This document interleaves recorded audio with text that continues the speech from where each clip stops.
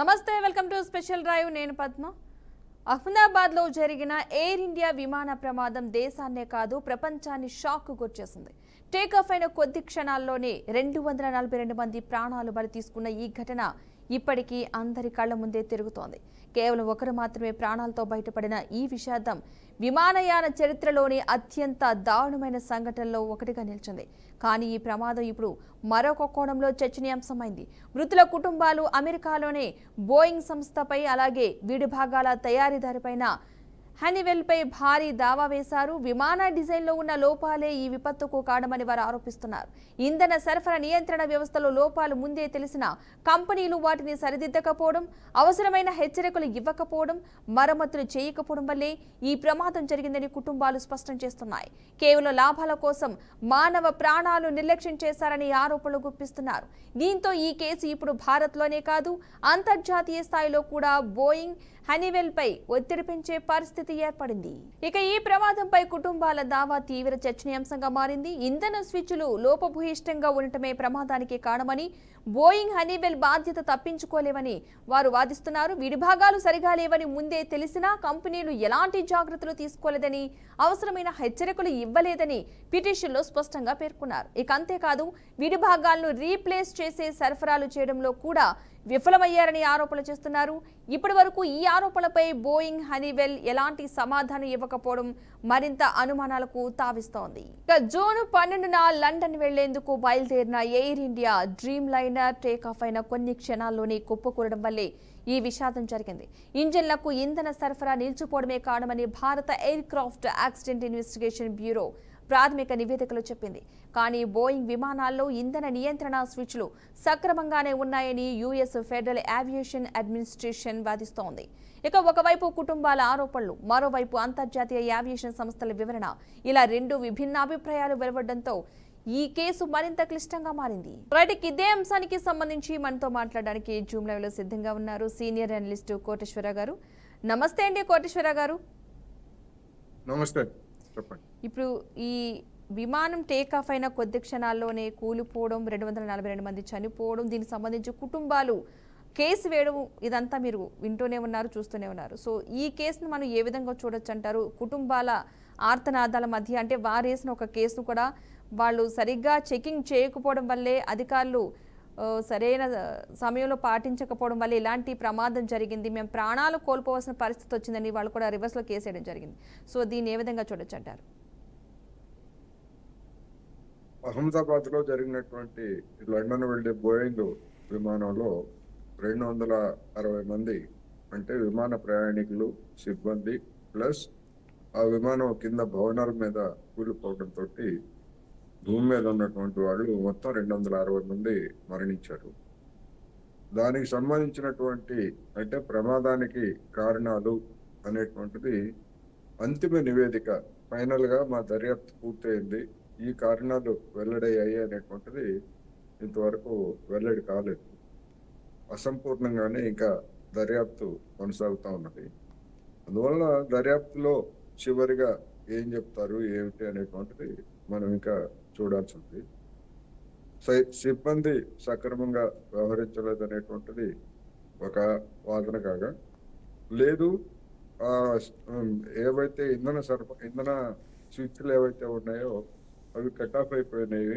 అని చెప్పేసి 2 వర్షన్లు వినిపిస్తున్నాయి ఏది ఏమిటి అనేటువంటిది ఇంకా నిర్ధారణ కావాల్సి ఉంది అయితే 1999లో జరిగినటువంటి మాంట్రియల్ కన్వెన్షన్ అంటారు అంతర్జాతీయ విమాన సంస్థలకు చెందినటువంటి ఏదైనా ప్రమాదాలు జరిగినప్పుడు ఏ విధమైనటువంటి నష్టపరిహారం చెల్లించాలి ఏమిటి అనేటువంటిది అంటే ప్రపంచవ్యాప్తంగా ఒక యూనివర్సల్ ఒకే విధమైనటువంటి కాంపెన్సేషన్ ఉండాలనే దానికి ఒక తీర్మానం చేశారు దాన్ని ఆమోదించినటువంటి దేశాల్లో మన దేశం కూడా ఉన్నది 2009 నుంచి మన దేశంలో దాన్ని అమలు చేస్తున్నారు దాని ప్రకారం అంటే ప్రతి దేశానికి ఒక్కో కరెన్సీ ఉంటుంది కనుక IMF లేదా ప్రపంచ బ్యాంకు దాని ప్రకారం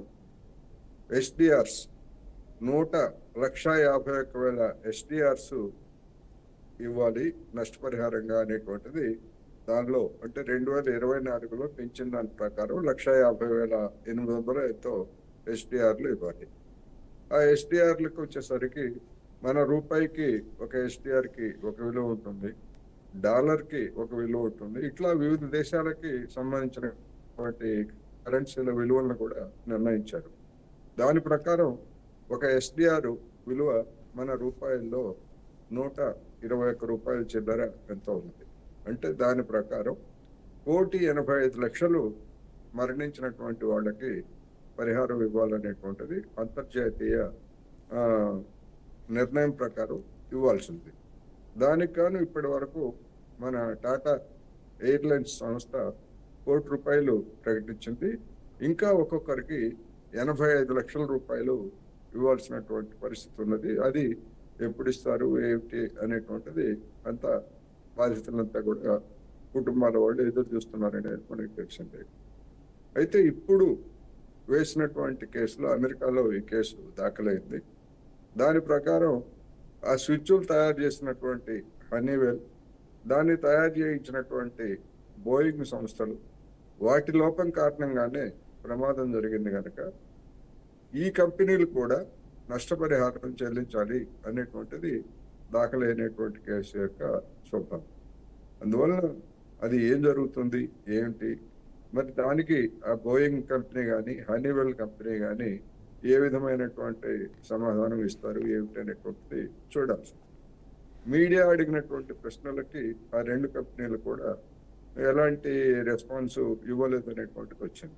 కానీ కోర్టుకి ఏదో ఒక విధమైనటువంటి సమాధానం ఇవ్వాల్సి ఉంటుంది కనుక ఇవాళ రేపా లేకపోతే దానికి మినిమం గడువు ఉంటుంది కనుక ఆ గడువు లోపల ఆ రెండు సంస్థలు కూడా స్పందించాల్సినటువంటి అవసరం ఉంది అనేది మనం చెప్పుకోవచ్చు.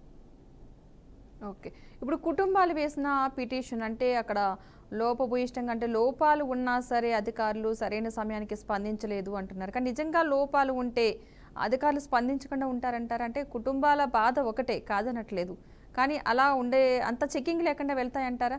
పర్ఫెక్ట్గా చెకింగ్ లేకుండానే చెకింగ్ లేకుండా సాధారణంగా వెళ్ళవు. అందుకనే ఇప్పుడు చెకింగ్ లేకుండా వెళ్ళారు అనేటువంటిది ఒక ఆరోపణ కాదు. చెకింగ్ చేసినప్పటికీ అది తర్వాత ఆ విడిభాగాల్లో ఉన్నటువంటి లోపాల కారణంగా అది ఫెయిల్ అయింది. చెక్ చేసినప్పుడు సరిగానే ఉన్నది, తర్వాత లోపం తలెత్తింది అనేటువంటిది ఒక వాదన. అందువల్ల ఏది అనేటువంటిది ఇంకా పూర్తిగా నిర్ధారణగా విచారణ కమిషన్ చెప్పలేదు. అందుకని చెప్పకుండా మనం దాని మీద సిబ్బందినో లేకపోతే ఇంతకుముందు వెంటనే అప్పుడు ప్రమాదం జరిగినప్పుడు సిబ్బంది నిర్లక్ష్యం అనేటువంటిది దులిపేసుకోవడానికి చూశారు. కానీ పైలట్ల అసోసియేషన్ లేకపోతే ఇతర సంఘాలు కూడా దాన్ని తీవ్రంగా ఖండించాయి. అందువల్ల అది పైలట్ల లోపం ఏమన్నది అక్కడ అది స్విచ్లో వచ్చినటువంటి లోపం. ఆ స్విచ్లో వచ్చినటువంటి లోపానికి పైలట్లను మీరు ఎట్లా బాధ్యులు చేస్తారనేటువంటిది అప్పుడు వచ్చినటువంటి విమర్శ.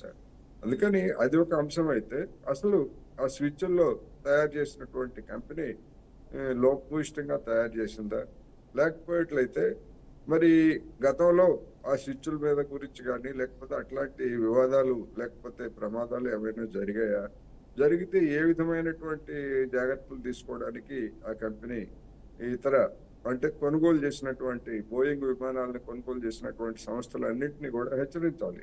ఇదిగో ఫలానా కంపెనీలో ఫలానా విమానంలో వాడినటువంటి ఫలానా విభాగం విడిభాగం లోపభూయిష్టంగా ఉన్నది, దాన్ని చెక్ చేయండి లేకపోతే రీప్లేస్ చేస్తాం అనేటువంటిది ఎవరైనా చేయాలి. ఇప్పుడు మన కార్లలో ఏదైనా ఒక లోపం తలెట్టయితే అనేక కంపెనీలు లక్షలాది కార్లని ఒక ఫలానా ఒక మోడల్లో ఫలానా బ్యాచ్లో లోపం తలెత్తుంది, అందుకని మేము వాటన్నిటిని సరిచేసి ఇస్తామని చెప్పేసి వెనక్కి తీసుకొని సరిచేసి ఇవ్వడం అనేటువంటిది కార్ల విషయంలో మనం నిత్యం రోజు వార్తల్లో చూస్తుంటాం పెద్ద పెద్ద కంపెనీలే. అదేవిధంగా విమానాలకు సంబంధించినటువంటిది కూడా ఆ విధమైనటువంటి లోపాలు ఉన్నాయని గ్రహిస్తే వాటన్నిటిని రీప్లేస్ చేయడం, లేకపోయేట్లయితే మరమ్మతులు చేయడానికి వీలైతే మరమ్మతులు చేయాల్సినటువంటి బాధ్యత ఆయా కంపెనీల మీదనే ఉంది. అయితే ఇక్కడ మేము హెచ్చరించాము, ఆ హెచ్చరించినటువంటి దాన్ని జాగ్రత్తగా చూసుకోవాల్సినటువంటిది విమానయాన సంస్థలు. దానికి సంబంధించినటువంటి పర్యవేక్షణ ఇవి వాళ్ళది తప్ప మాదేవి కాదు అనేటువంటి వాదన అవి చేస్తున్నట్టుగా కనిపిస్తా ఉంది. ఎందుకంటే అమెరికా సంస్థ కూడా స్విచ్ల్లో ఏమి లోపం లేదు అని చెప్పేసి అది చేతులు దులుపుకుంది. మరి దాన్ని అంగీకరించాలా లేదా అనేటువంటిది ఇప్పుడు వేసినటువంటి ఈ సూట్లో ఆ విషయాలన్నీ కూడా వస్తాయి. అమెరికా సంస్థ ఏ ఆధారాలతోటి ఆ స్విచ్ల్లో లోపం లేదు అని ఎట్లా చెప్పింది ఏమిటి అనేటువంటి కూడా లాయర్లు క్వశ్చన్ చేస్తారు. అందుకని ఇవన్నీ కూడా ఇప్పుడు కేసు ప్రాథమికంగానే నమోదైంది. ఆ నమోదైనటువంటి కేసు విచారణ జరగాలి. విచారణలో మరి ఈ కంపెనీలు ఏ విధమైనటువంటి సమాధానం ఇస్తాయి, ఏమిటి మంచి చెడ్లు అనేది మనం రాబోయే రోజుల్లో చూడాల్సిందే. ఓకే, ఇలాంటి ప్రమాద విమాన ఘటనలు జరగకుండా ముందుగానే ఎలాంటి జాగ్రత్తలు తీసుకుంటే మంచిదంటారు? ఎందుకంటే ఇది అనుకోని ప్రమాదం అయినా సరే ఇక ముందు ఇలాంటివి జరగకూడదనే చూడాలి కాబట్టి, సో ఎలాంటి ఘటనలు జరగకుండా ఎలాంటి జాగ్రత్తలు తీసుకుంటే మనం ఇలాంటివి చూసే పరిస్థితి రాదంటారు? ఖచ్చితంగా ముందు జాగ్రత్తలు చర్యలు తీసుకోవాలి. ప్రతి విభాగాన్ని లేదా కీలకమైనటువంటి ప్రతి అంశాన్ని కూడా చెక్ చేసిన తర్వాతనే దాన్ని నమోదు చేసి ఎవరు చెక్ చేశారు, ఎలా చెక్ చేశారు, అందులో ఏమి కనుగొన్నారు, ఏమిటి అనేది మొత్తం అంతా నమోదైన తర్వాతనే విమానాలని ప్రయాణించడానికి అనుమతి ఇవ్వాలి. అటువంటి ప్రొసీజర్ అంతా కూడా స్టాండర్డ్ ప్రొసీజర్ ఉన్నది. అయితే అనేక సంస్థలు ఏంటంటే నిర్లక్ష్యం, సిబ్బంది నిర్లక్ష్యం కావచ్చు లేదా యాజమాన్య నిర్లక్ష్యం కావచ్చు, ఏదైనప్పటికీ కొన్ని నిర్లక్ష్యం కారణాలుగా లేదా కొన్ని మానవ తప్పిదాల వలన నిరంతరం ప్రమాదాలు జరుగుతున్నాయి. ఇప్పుడు ఇదే బోయింగ్ కంపెనీ 2018, 2019 సంవత్సరాల్లో 2 విమాన ప్రమాదాల్లో దాదాపు 360 మంది మరణించారు. మరణించినప్పుడు ఆ కుటుంబాలకి $20 బిలియన్ మేరకు నష్టపరిహారం చెల్లించింది. అందుకని ఆ నష్టపరిహారం చెల్లించాలని కోరేటువంటి హక్కు బాధిత కుటుంబాలకి ఖచ్చితంగా ఉంటుంది.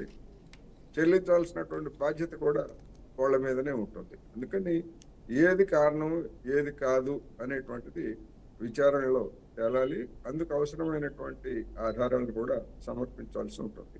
అందుకని ఈ కేసు ఇది ప్రారంభం మాత్రమే. ఈ ప్రారంభం గురించి మనం ఎలాంటి ఊహాగానాలకి మనం తావివ్వకూడదు.